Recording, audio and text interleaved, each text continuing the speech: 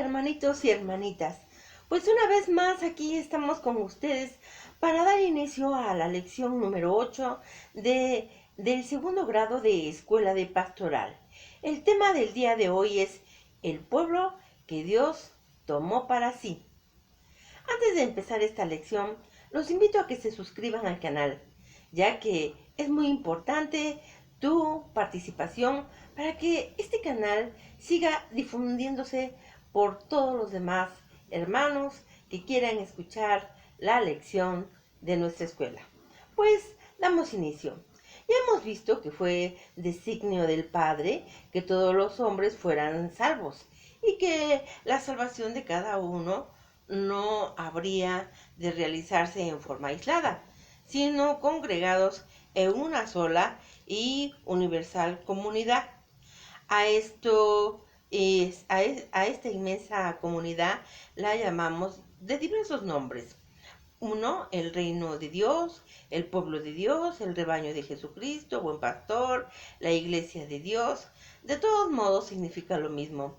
La congregación de todos los que quieren ser salvos y para ello entran al seno de la iglesia universal con el mínimo a buscar su salvación que ella les ofrece con tarea exclusiva suya en su divino fundador Jesucristo la encargará.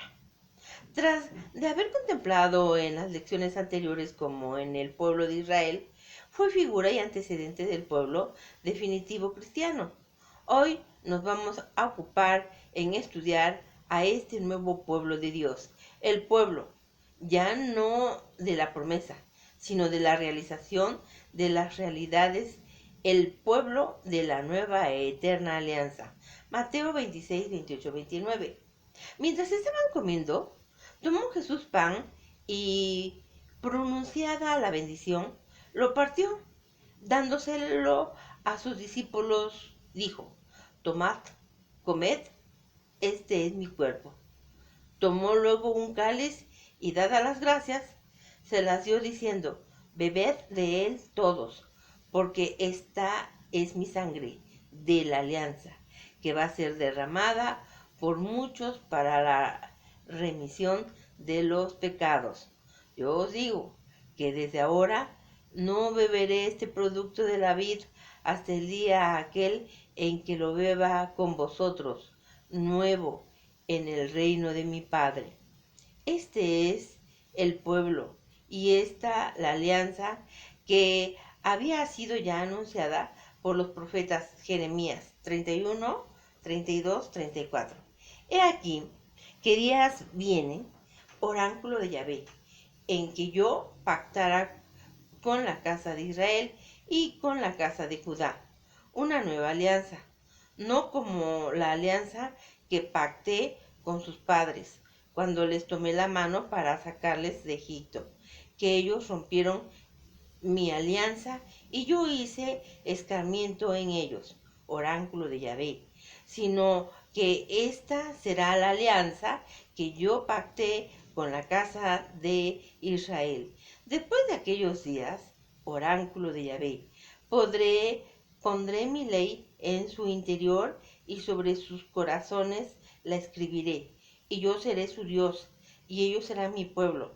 Mas ya no tendrán que adoctrinar más el uno a su prójimo y el otro a su hermano, diciendo: Conoced a Yahvé, pues todos ellos me conocerán, más del más chico al más grande, oráculo de Yahvé. Cuando perdone su culpa y de su pecado, no vuelva a acordarme.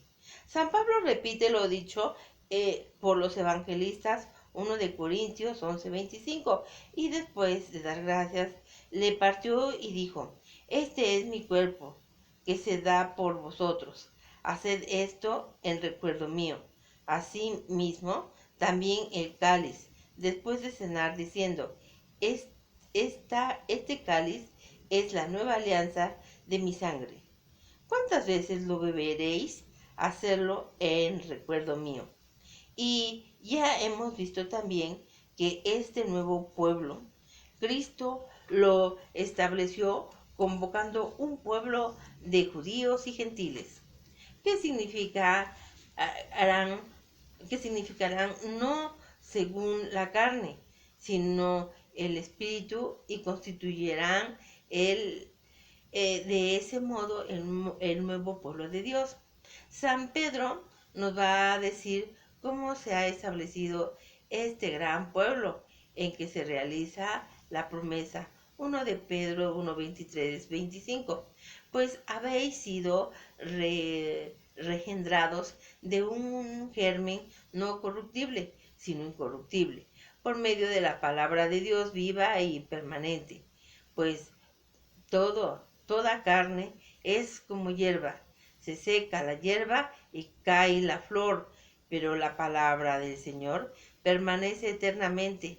Y esta es la palabra, la buena nueva, anunciada a vosotros. En esto está San Pedro, anunciando a lo que dijo Isaías 40, 6, 8.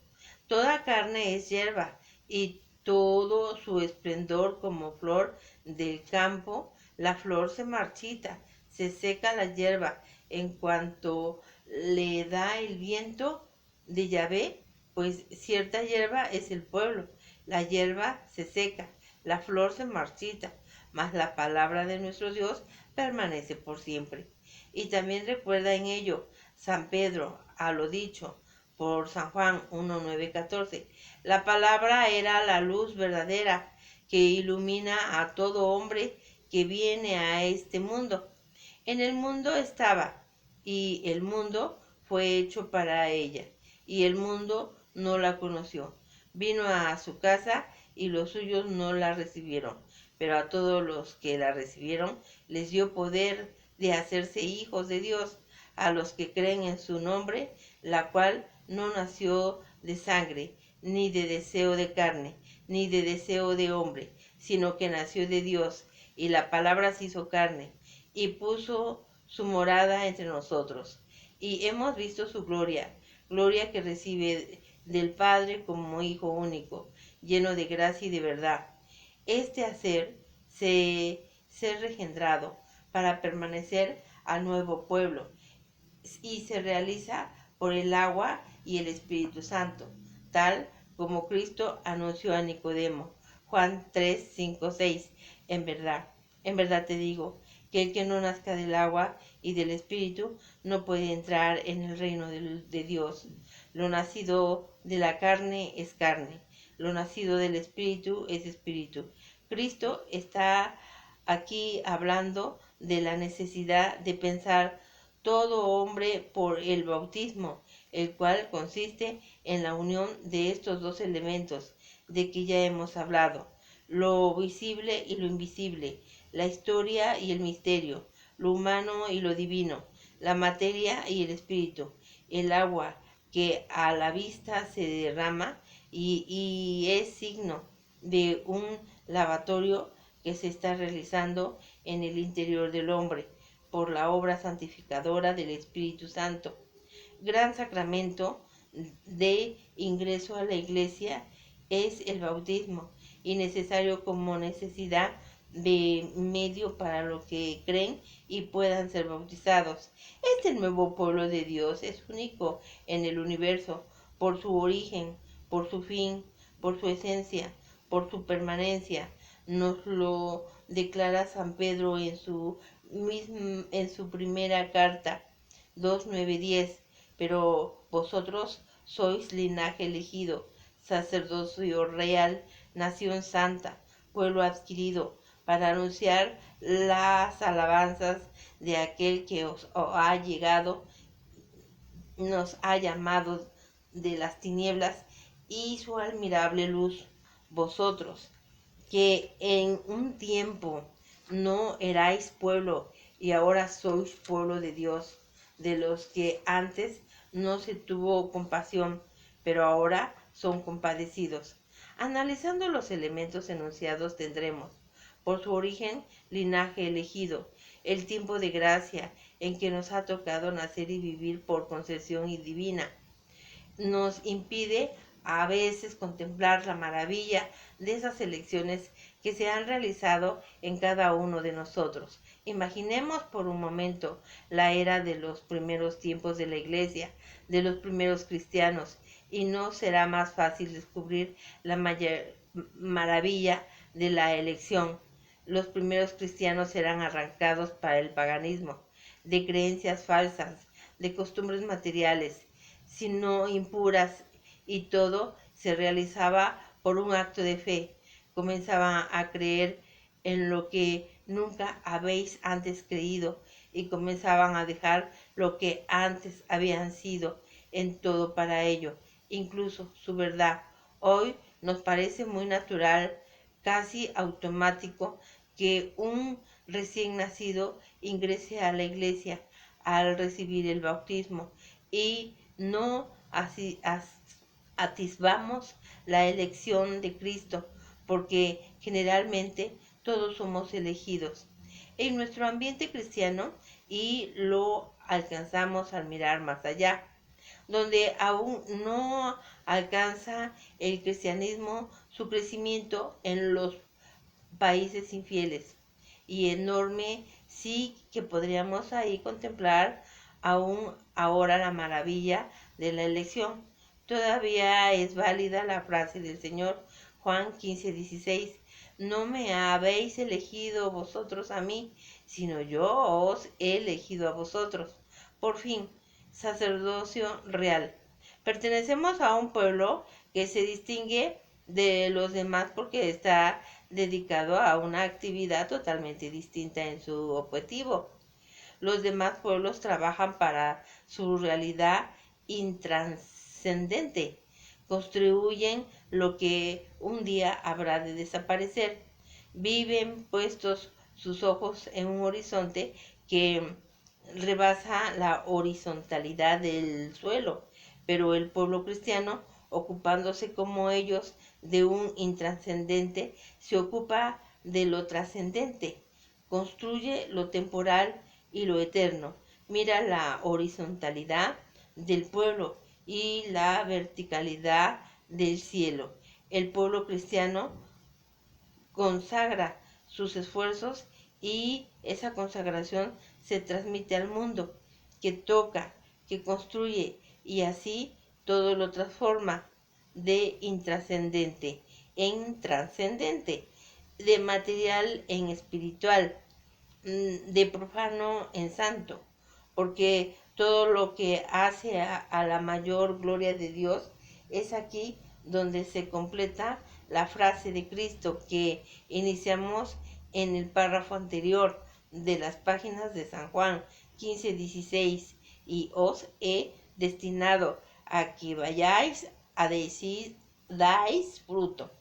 Por su esencia, nación santa, ese linaje escogido, esa función de consagrar todas las cosas a la mayor gloria de Dios, solo el realizable por quienes viven cerca de Dios, los que aspiran e imitan al Padre, los que luchan por corregir sus malas tendencias y comienzan en sí mismos a consagrar todas las cosas, son los que van entendiendo que el reino de Dios no se mide por kilómetros cuadrados, como un reino de este mundo, sino por hombres en quienes se ha realizado la conversión a Dios.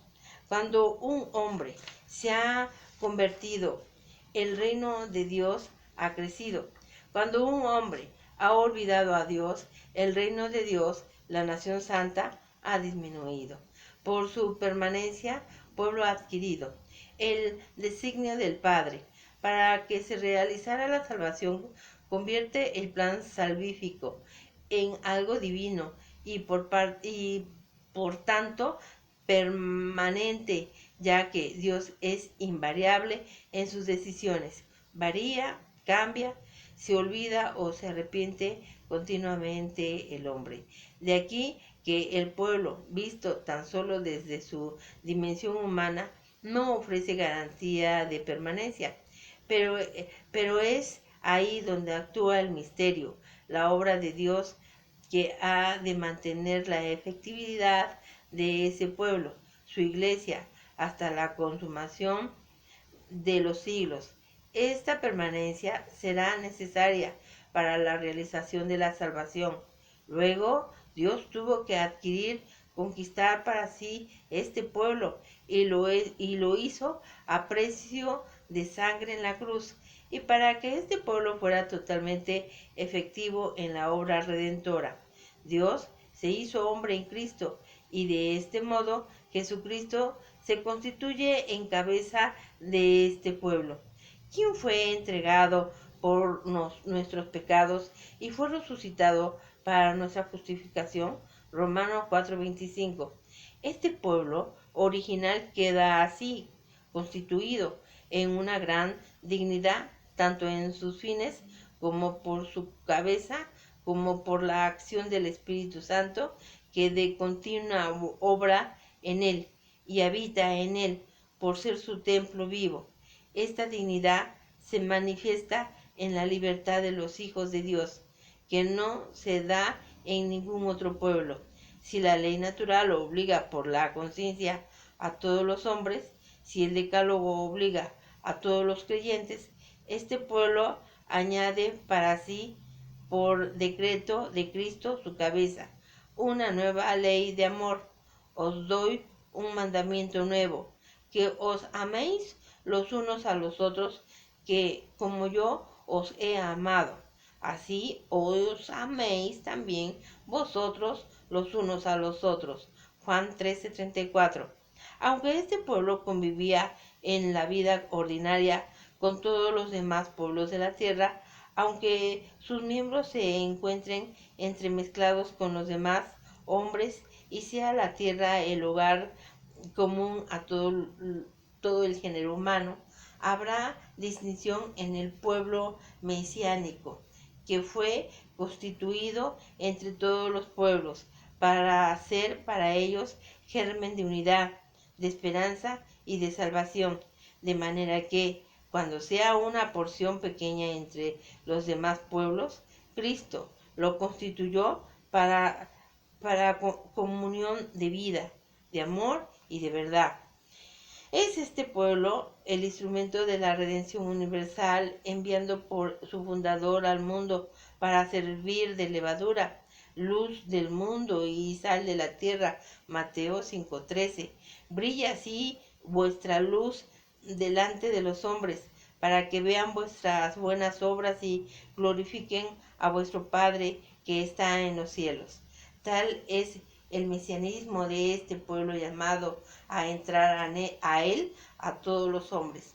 Todos los hombres han sido llamados a formar parte del nuevo pueblo de Dios, de manera que ese pueblo, a más de ser uno y único, debe extenderse a todo el mundo y abarcar a todos los hombres de todos los tiempos, para que dentro de él se reanude a aquella primera unidad en que en una sola pareja, Adán y Eva, Dios creó a toda la humanidad. Fue deseo manifiesto de Jesucristo que la iglesia se difundiera por todo el mundo, ir por todo el mundo y proclamar la buena nueva a toda la creación. Marcos 16:15. De este modo, el nuevo pueblo de Dios se introduce en la historia, se hace presente desde los primeros días de la iglesia y modifica el modo de ser de la humanidad, del hombre mismo, conforme se va extendiendo. Cumple en sí su misión de transformación del mundo como la levadura dentro de la masa. Es semejante a la levadura que tomó una mujer y la metió en 3 medidas de harina hasta que fermentó todo. Lucas 13:21. La labor de conversión y de cambio que comenzó a realizar la iglesia en el mundo apareció al principio en forma apenas perceptible, pero efectiva al grado tal que en 300 años alcanzó a transformar a todo el imperio romano, sus costumbres, pero sobre todo su pensamiento. Es el modo de extenderse el pueblo de Dios en el mundo, sin ostentaciones, pero con efectividad. El reino de Dios es como un hombre que echa el grano en la tierra. Duerme o se levanta de noche o de día, el grano brota y crece, sin que él sepa cómo. Marcos 4, 26, 27. No se ve porque cuando los hombres ponen su parte en el trabajo apostólico, Dios pone también su parte en el interior del converso por medio de la gracia. Si bien Cristo confió a sus discípulos la labor de difusión de su reino, no por eso los deja solos, antes bien, Él mismo va realizando la obra interna de conversión de los hombres. Y no tan solo eso, sino que, dada la debilidad de los miembros de la iglesia, el Señor les presta fuerzas y dones especiales para que en medio de los peligros del mundo gocen de la fortaleza que sostiene y de la fidelidad que mantiene, de manera que este pueblo, como la esposa digna de su Señor, baje la acción del Espíritu Santo, no cese de renovarse y de perfeccionarse. Cuando Él venga, el Espíritu Santo convencerá al mundo en lo referente al pecado, en lo referente a la justicia y en lo referente al juicio. Juan 16, 8. Cuando venga el Paráclito, el Espíritu de verdad, que procede del Padre, y que yo os enviaré de junto al Padre, Él dará testimonio de mí. También vosotros daréis testimonio, porque estáis conmigo desde el principio. Juan 1, 26, 27. Pero mientras tanto, este pueblo de Dios ha de participar con su cabeza Jesucristo de su pasión y de su cruz, ya que el discípulo no es mayor que su maestro y ha de acompañarle a su pasión si quiere acompañarle en su gloria. Aún así, la fortaleza de su Señor está en él. Yo os aseguro que lloraréis y os lamentaréis, y el mundo se alegrará. Estaréis triste, pero vuestra tristeza se convertirá en gozo. Juan 16, 21. En la difusión del reino de Dios hallará el pueblo una nueva fortaleza, y esa fuerza de ánimo que sostendrá para difundir el reino de Dios hasta los confines del mundo. No temas, pequeño rebaño, porque a vuestro Padre le ha parecido bien daros a vosotros el reino. Lucas 12:32.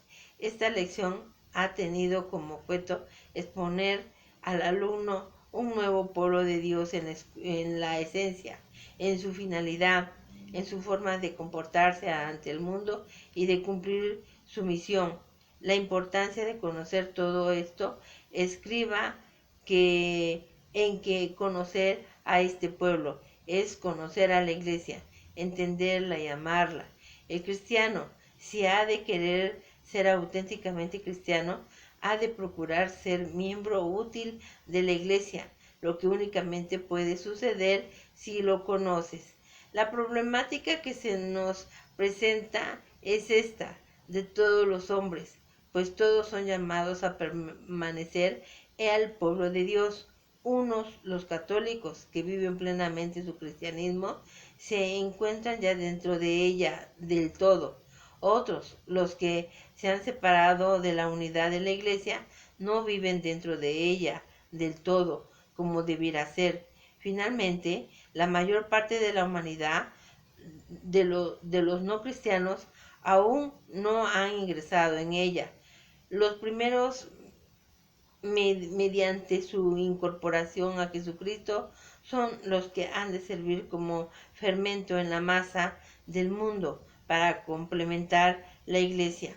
Resumiendo, el nuevo pueblo de Dios recibió del pueblo de la alianza antigua la misión de ser testigo ante el mundo del plan de la salvación. El pueblo de la nueva alianza es el pueblo de la realización como el pueblo de la antigua alianza fue el pueblo de la promesa. El nuevo pueblo de Dios, la iglesia, es según San Pedro, por su origen, linaje escogido, por su fin, el sacerdocio real, por su esencia, nación santa, por su permanencia, pueblo adquirido. Solo permanece a este pueblo el que ha sido engendrado por el bautismo en las aguas y en el Espíritu Santo. Reflexiones personales. ¿Qué he hecho como cristiano auténtico para colaborar en la extensión del reino de Dios? ¿Estoy satisfecho con esto? ¿He sabido consagrar el mundo de Dios por mi sacramento real? ¿Cómo participo de la pasión y muerte de Cristo? La resolución. En adelante he de servir plenamente mi ser de miembro del nuevo pueblo de Dios, atestiguando ante el mundo la presencia salvífica de la Iglesia y tratando que los demás vean mis obras y por ellas se despierten en ello el deseo de ser miembro activo de ese pueblo. Como pido al Señor gracia para ser a la vez útil, fuerte y fiel en ello. Hermanitos y hermanitas, pues hemos terminado la lectura de la lección del día de hoy. Pues los invito a que te suscribas al canal, ya que es muy importante que me regales también un like, un me gusta, para que esto se vaya difundiendo la palabra de Dios y contribuyas también como propagar y evangelizar a los demás hermanitos que nos están esperando. Bueno, pues no se te olvide para la próxima clase. Los espero. Hasta pronto. Bye.